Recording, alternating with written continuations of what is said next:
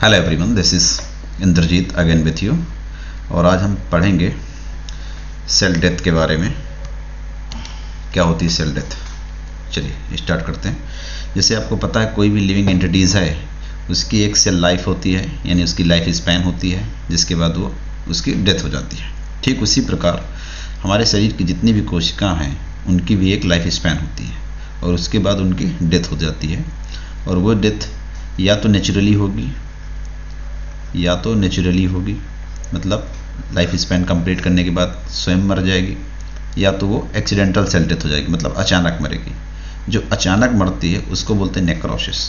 और ये तब होती है जब जैसे कहीं पे भी कट लग जाए या जल जाए व्यक्ति या कुछ अदर कारण से, जो इस चीज़ को क्या बोलते हैं, एक्सीडेंटल सेल डेथ बोलते हैं। लेकिन अगर कोई कोशिका अपनी लाइफ स्पैन कंप्लीट करती है पूरी, तो फिर वो जब उसकी डेथ होती है तो उसको बोलते हैं एपोप्टोसिस। और यह एक नेचुरल प्रोसेस होती है, यह एक नेचुरली प्रोसेस है जो कि होती है हमारे बॉडी में। ठीक है, चलो आगे समझते हैं।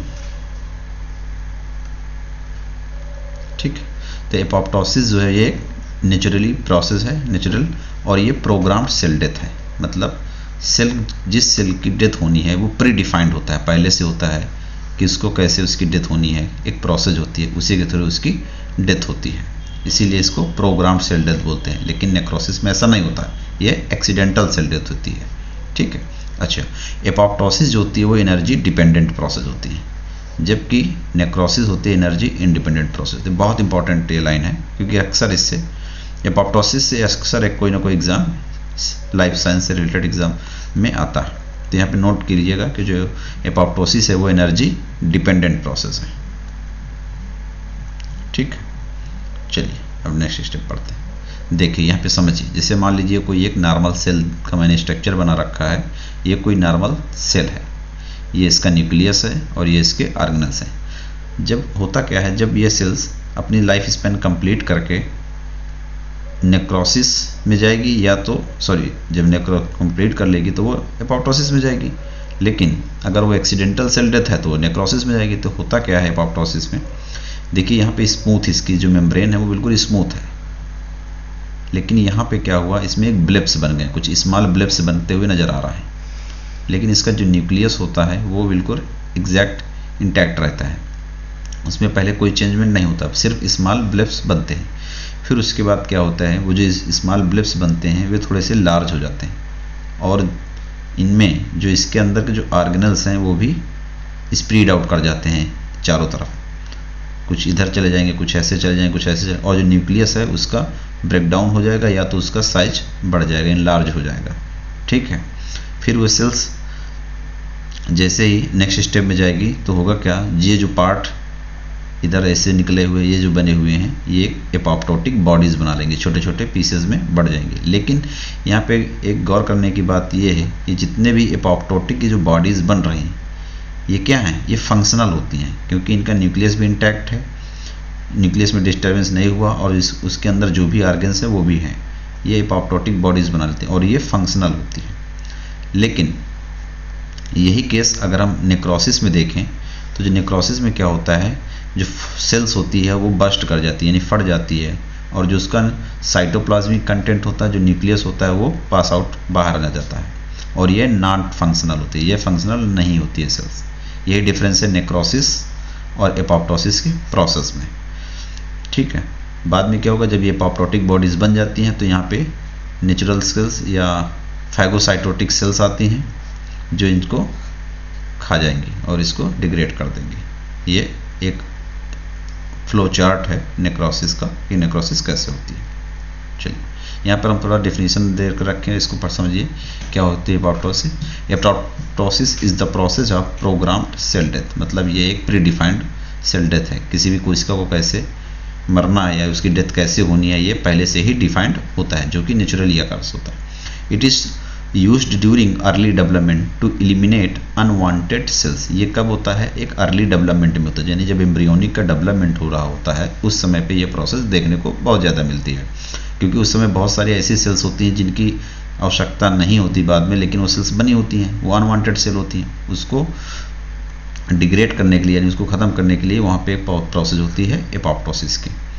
फॉर एग्जांपल यहाँ पे एक एग्जांपल भी दे रखे हैं, those between the finger of a developing hands, मतलब जब कोई एम्ब्रियो डेवलप हो रहा है, एम्ब्रियोनिक डेवलपमेंट में एम्ब्रियोजेनेसिस भी क्या होता है, जैसे कोई एम्ब्रियो डेवलप हो रहा है तो इसके जो फिंगर होते हैं इस एम्ब्रियो में फिंगर, तो ये आपस में उंगलियाँ क्या होती हैं, एक दूसरे से जुड़ी हुई होती हैं, ठीक है। तो यहाँ पे एक प्रोसेस होती है एपोप्टोसिस, जिसके थ्रू होता क्या है कि जो मिडल्स की जो अनवांटेड सेल्स होती हैं इनको एपोप्टोसिस के द्वारा डिग्रेड कर दी जाती हैं, जिससे क्या होते हैं हमारी उंगलियां जो हैं खुली हुई बनती हैं। देखिए अब जब उंगली बनी है ये खुली, लेकिन जब ये एम्ब्रियोनिक स्टेज में देखेंगे तो ये उंगलियां सब आपस में जुड़ी हुई होती हैं, वहाँ पे एपोप्टोसिस की प्रोसेस होती है। Apoptosis also play a role in preventing the cancer. Apoptosis जो है वो कैंसर में भी बहुत रोल अदा करती है, क्योंकि आपको पता है कि कैंसर क्या होता है, एक अनकंट्रोल ग्रोथ सेल हो जाती है। मान लो कोई कोशिका है, इसके अंदर जो भी न्यूक्लियस है, जितने ऑर्गेनल्स है, ये सब क्या होते हैं, एक कंट्रोल्ड प्रोसेस के अंतर्गत काम करते हैं। लेकिन कभी कभी कुछ ऐसे म्यूटेशन हो जाते हैं जिसके कारण क्या होता है, ये अनकंट्रोल्ड हो जाते हैं और एक सेल का डिवीजन कई सेल्स में होता रहता है। इसी प्रकार ये एक ट्यूमर लाइक स्ट्रक्चर बना लेते हैं ऐसे करके, तो ये कैंसर बन जाता है। तो एपोप्टोसिस क्या करता है, अब अगर एपोप्टोसिस यहाँ पे हो जाएगा तो ये कैंसर नहीं बनेंगे और इनको सेल्स को क्या करेंगे, डिग्रेड करते जाएगा। तो जो एपोप्टोसिस की प्रोसेस है ये कैंसर में भी बहुत रोल अदा करती है। It can lead to uncontrol cell division and subsequent development of tumour, ये एक ट्यूमर बना लेता है जो कैंसर, ठीक है। यहाँ पे एम्ब्रियोजेनेसिस और मेटामॉर्फोसिस, मतलब आप एपोप्टोसिस के प्रोसेस को एम्ब्रियोजेनेसिस में भी देख सकते हैं जैसे मैंने यहाँ पे बताया, और मेटामॉर्फोसिस के भी दौरान देख सकते हैं। इसलिए यह केस मेटामॉर्फोसिस फ्रॉग में होती है। फ्रॉग में क्या होता है, स्टिकिंग चेंज ऑफ स्ट्रक्चर या in adult after hatching of birth या बर्थ के बाद या हैचिंग के बाद बहुत सारे मेढक में डेवलपमेंट होते हैं, चेंजमेंट होते हैं, उसे ही मेटामॉर्फोसिस कहते हैं। और इसमें जो एपोप्टोसिस होता है इसका बहुत अहम रोल होता है। नेक्स्ट एक यहाँ पे ये बहुत इंपॉर्टेंट लाइन दी हुई है कि किस सेल्स में एपोप्टोसिस होना है। मान लीजिए कोई सेल्स है, ठीक है, ये इसका न्यूक्लियस है, ये इसके सेल ऑर्गेनल्स हैं। अब मान लीजिए इस सेल्स की एपोप्टोसिस होनी है, यानी इस सेल की डेथ होनी है, तो कैसे पता लगाया जाए कि इसकी डेथ होगी, एपोप्टोसिस तो होगी। तो इसमें एक सिग्नल होता है, सिग्नल क्या होता है, जो इसकी मेम्ब्रेन होती है, जिस भी सेल की डेथ होनी है एपोप्टोसिस के थ्रू, इसकी मेम्ब्रेन ऐसे बनी होती है। आप देखेंगे डबल मेम्ब्रेन होती है, यहाँ पे बहुत सारे फास्फोलिपिड मॉलिक्यूल्स होते हैं, यहाँ पे बहुत सारे फास्फोलिपिड मॉलिक्यूल्स होते हैं।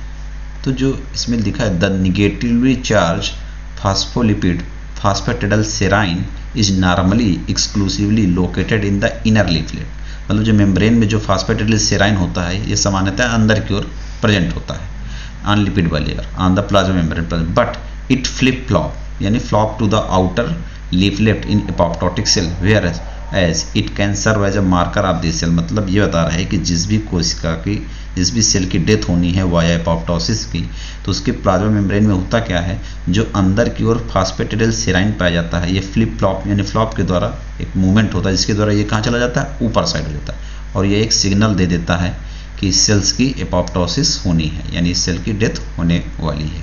यही एक बहुत इंपॉर्टेंट ये लाइन दे रखा है। इसमें कौन सा रोल अदा करता है, फास्फेटिडाइलसेराइन। चलिए यहाँ पे कुछ पाथवे के बारे में बताया गया है कि एपोप्टोसिस की जो पाथवे होती है वो कैसे होती है।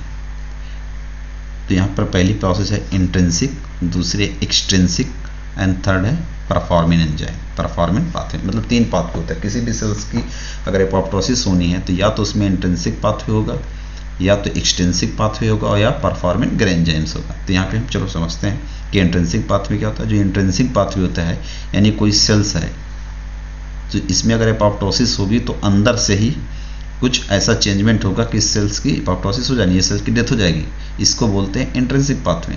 लेकिन एक्सट्रिंसिक जो पाथवे होता है इसमें एक्स्ट्रा सेलुलर मैट्रिक्स का रोल होता है, एक्स्ट्रा सेलुलर फ्लूइड जो होता है, एक्स्ट्रा सेलुलर जो फ्लूइड होता है ECF, इसका रोल होता है। कुछ इसमें ऐसे सिग्नल्स होंगे जैसे TNF रिसेप्टर्स होते हैं सेल्स मेम्ब्रेन, TNF या फॉस लाइगैंड, ऐसे बहुत सारे एग्जांपल होते हैं जो एक्सटेंसिव पाथवे के थ्रू किसी भी सेल की डेथ कराते हैं। और कुछ साइटोटॉक्सिक सेल्स में परफॉर्मिन और ग्रेंजाइम के थ्रू एपोप्टोसिस की प्रोसेस होती है। जिस भी सेल में इंट्रिंसिक अगर इंटरनल किसी कारणवश वो एपोप्टोसिस में जाती है तो उसमें माइटोकॉन्ड्रिया का बहुत इंपॉर्टेंट रोल होता है। ये बहुत इंपॉर्टेंट पॉइंट है, इसको नोट डाउन कर लीजिएगा कि एपोप्टोसिस के प्रोसेस में जो इंट्रिंसिक पाथवे के थ्रू जिस सेल्स की एपोप्टोसिस होती है उसमें जो मेजर प्ले रोल अदा करता है वो है माइटोकॉन्ड्रिया। माइटोकॉन्ड्रिया का बहुत सारा रोल होता है, इसमें प्रोसेस में भाग लेता है। लेकिन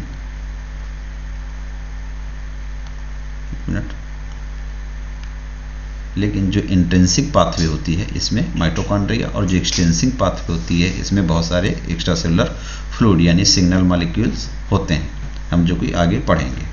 चलिए, the extrinsic pathway of apoptosis begin outside of the cell, मतलब ये बता रहा है जो एक्सट्रिंसिक पाथवे है किसी भी सेल्स का, जो extrinsic apoptosis pathway outside of the cell होगा। मान लीजिए बहुत सारी सेल है तो इनके इंटरनल भाग में नहीं, उसकी शुरुआत बाहर से होगी, जो ये एक्स्ट्रा सेलुलर फ्लूइड जहाँ पे भरा होता है यहाँ से। When condition in the extra cellular environment determine that a cell must die, ये जो इन्वायरमेंट, जो एक्स्ट्रा सेलुलर इसका इन्वायरमेंट होता है ये डिटरमाइन कर देता है कि किस सेल की डेथ होनी है।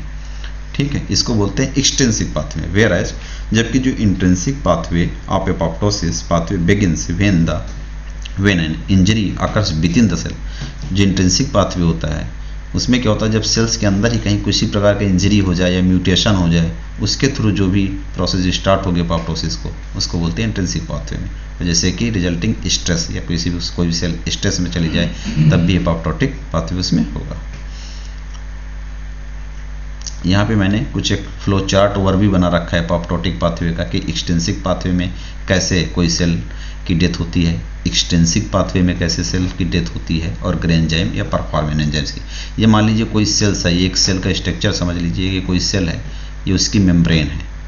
अगर उस वे सेल एक्सटर्नली यानी उसके सेल्स में इंट्रिंसिक पाथवे हो रही है, यानी इंट्रिंसिक पाथवे के थ्रू उस सेल की डेथ हो रही है, तो इसमें जो मेजर रोल प्ले करेगा वो माइटोकॉन्ड्रियल करता है। माइटोकॉन्ड्रियल में कुछ चेंज होंगे और ये यहाँ से एक साइटोक्रोम सी रिलीज करता है। क्या रिलीज करता है? एक साइटोक्रोम सी एक केमिकल है जो मैसेंजर है जो रिलीज करता है, और यहाँ पे बहुत सारी APF1 ये प्रोटीन्स हैं एडाप्टर, ये जाके बाइंड कर जाती हैं।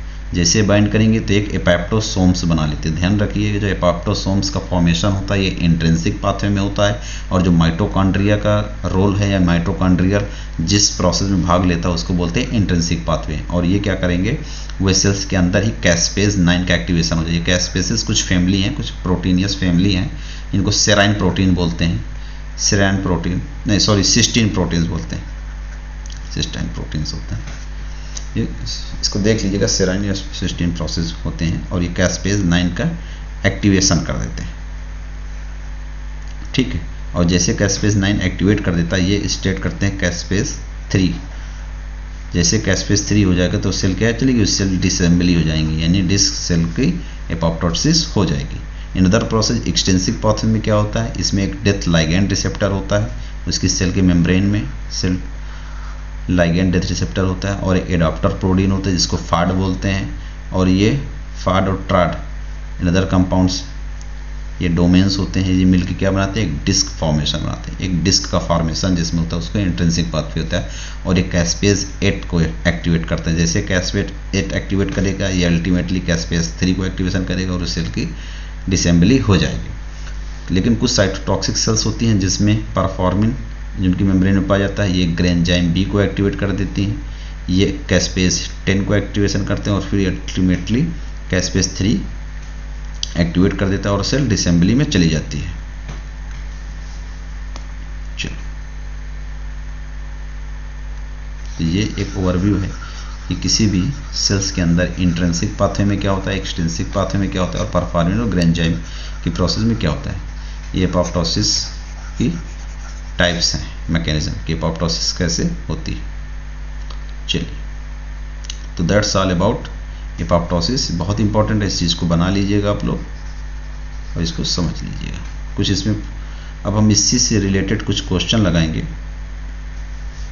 जैसे क्वेश्चन फर्स्ट है, बहुत इंपॉर्टेंट क्वेश्चन है सारे, कि which of the following types of cell identified and destroy the irregular या एबनॉर्मल पैथोजन इन्फेक्टेड सेल। ये कह रही है कि कोई सेल है, ठीक है, मान लीजिए इसका वायरल इन्फेक्शन हो गया या कोई इन्फेक्टेड सेल है, वायरस से हो या बैक्टीरिया से हो, किसी भी उससे अगर ये इन्फेक्टेड सेल है, वायरस इन्फेक्टेड मान लीजिए सेल है, ठीक है, तो इसका जो डिस्ट्रॉय होगा इस सेल को तो कौन करेगा? वो मास्ट सेल करेगी या बी लिम्फोसाइट करेगा या टी लिम्फोसाइट करेगा या न्यूट्रोफिल्स करेगा? तो जो वायरस इन्फेक्टेड सेल होती है इनको कौन मेजर करता है, कौन देखता है? T lymphocyte. और उनकी डिग्रेड कैसे होती है? वो डिस्ट्रॉय टी लिम्फोसाइट करती है, ठीक है। दूसरा क्वेश्चन है this is concerned with the intrinsic pathway of apoptosis, मतलब इन जो प्रोटीन्स दे रखा है इनमें कौन सा है जो इंट्रिंसिक पाथवे के लिए रिस्पॉन्सिबल है? तो इसमें कौन सा मैंने आपको पहले बताया था कि इसके लिए कौन सा जिम्मेदार है? Cytochrome C. यानी इस जो इंट्रिंसिक पाथवे, ध्यान रखिएगा हमेशा इंट्रिंसिक पाथवे जो है इसमें माइटोकॉन्ड्रिया मेजर रोल प्ले करता है और माइटोकॉन्ड्रियल एक साइटोक्रोम सी को रिलीज कर देता है जिसमें बहुत सारी एपीएफ जैसे एडाप्टर प्रोटीन्स आके बाइंड करती हैं। 7 एपीएफ प्रोटीन्स बाइंड होने के बाद एपोप्टोसोम बनाती हैं और वे cell going to apoptosis intrinsic pathway, ठीक है। तो इसका होगा cytochrome C. Other third, apoptotic bodies can be recognise with in the presence of this on surface. ये देखिए मैंने पहले बताया था कोई भी सेल्स की, मैंने पहले बताया था पिछली स्लाइड में कि कोई सेल है इसमें इसकी मेम्ब्रेन है, यहाँ पे क्या होते हैं? फास्फेटिडाइल सेराइन होते हैं। नॉर्मली ये इनर साइड पाए जाते हैं, लेकिन जब भी इसको सेल्स को एपोप्टोसिस होनी होती है तो ये जो फास्फेटिडाइल सेराइन होता है ये आउटसाइड पहुंच जाता है, आउटसाइड ऑफ द मेम्ब्रेन। तो इसके लिए कौन सही है? फास्फेटिडाइल आइनोसिटाइल, फास्फेटिडाइल कोलिन, फास्फेटिडाइल। तो इसका ऑप्शन सही हो जाएगा डी, फास्फेटिडाइल सेराइन। फिर से इसको देखें, apoptotic cell detach due to inactivation. कोई भी एपोप्टोटिक सेल डिटैच होती है due to inactivation of fat, ठीक है। इसमें कुछ प्रोटीन्स है जैसे पीकेसी क्या होती है, पीकेबी क्या होती है, आरएफ1 होती है, इनके बारे में आप जरूर पढ़िएगा। यदि ये आप पढ़ के इसका कंसेप्ट क्लियर कर लिए तो बहुत सारे क्वेश्चन जो होंगे आगे सॉल्व होंगे, ठीक है। Shrinking of nucleus is caused when it inactivities, मतलब जब कोई सेल्स होए, ये इसका न्यूक्लियस होता है, इसमें बहुत सारी प्रोटीन्स होती हैं। तो shrinking of nucleus is caused when it inactivates. क्या होता है? न्यूक्लियस में क्या पाया जाता है? एक लैमिनिन प्रोटीन्स पाई जाती है, इनकी वजह से श्रिंकेज आ जाता है, ठीक है। तो इसका ऑप्शन सही है लैमिनिन। 6 क्वेश्चन है this cell organelle participates actively in animal apoptosis. इनमें कौन सा ऐसा ऑर्गेनल्स है जो पार्टिसिपेट करता है एक्टिवली इन एनिमल एपोप्टोसिस में? मैंने पहले बताया था एपोप्टोसिस की कभी भी बात आए तो हमेशा आपको माइटोकॉन्ड्रिया माइंड में जाना चाहिए। इंट्रिंसिक पाथवे इसके लिए कौन सा है? माइटोकॉन्ड्रिया। क्या रिलीज करता था? Cytochrome C, cytochrome C release करता था। Another question, this can stimulate cytochrome release from mitochondria, मतलब कौन है जो साइटोक्रोम सी को रिलीज कराता है माइटोकॉन्ड्रिया में? तो ये कौन सा है? एकेटी है, बीड है, बैड है या स्मैक, ठीक। Next question, this can not be linked by apoptosis. This can not be killed by apoptosis, मतलब एपोप्टोसिस के थ्रू कौन सी किल नहीं होती है? तो virus infected cell, cell damage, cell with damage है, सेल डैमेज। इसका एक क्वेश्चन बहुत इंपॉर्टेंट है इसमें, टी लिम्फोसाइट। इसका this can not be killed by apoptosis.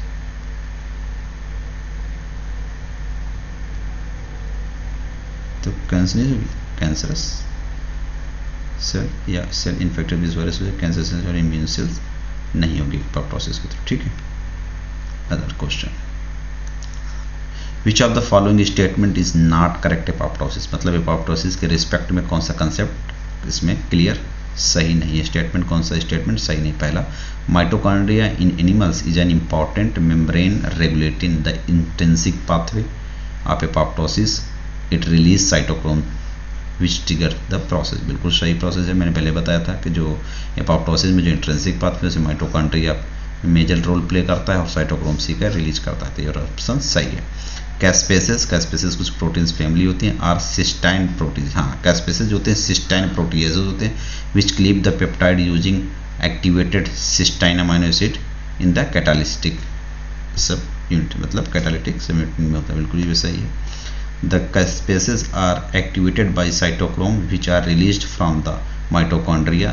This interacts with APF1 adapter protein which in turn activated the caspases by aggregation, तो ये process भी सही है। The caspases are the effectors of apoptosis, जो caspases होती हैं वो effectors of apoptosis. IAP binds to caspases thus preventing apoptosis from taking place. SMAC and DABLO bind to IAP thus inhibiting it to they are also pro-apoptotic, ये भी option सही। तो आपके इसमें कौन से A, B और D देंगे, चलो ऑप्शन सही। बहुत इंपॉर्टेंट क्वेश्चन है ये, इसको आप लोग जरूर नोट कीजिएगा। और इसमें कुछ चीज़ें ऐसी हैं जो मैंने बताई भी नहीं है, उनको आप पढ़ना है। उससे क्या होगा कि हो सकता है इन क्वेश्चन में भले आपको ना मिले, लेकिन आने वाले एग्ज़ाम में बहुत वो हेल्प करेंगे और उनको आप लोग ज़रूर पढ़िए। जैसे कि इसमें मैंने स्मैक क्या है, इसका फंक्शन जरूर पढ़ लीजिए, कहाँ ये किस सिग्नलिंग में इन्वॉल्व होते हैं। DABLO ये है, इसका क्या रोल है, IAP क्या है। इस तरह का अगर आप एक नोट्स बनाएंगे और इनके बारे में पढ़ेंगे तो जाहिर से आपसे क्वेश्चन छूटेगा नहीं। ठीक, okay, thank you, that's all about apoptosis.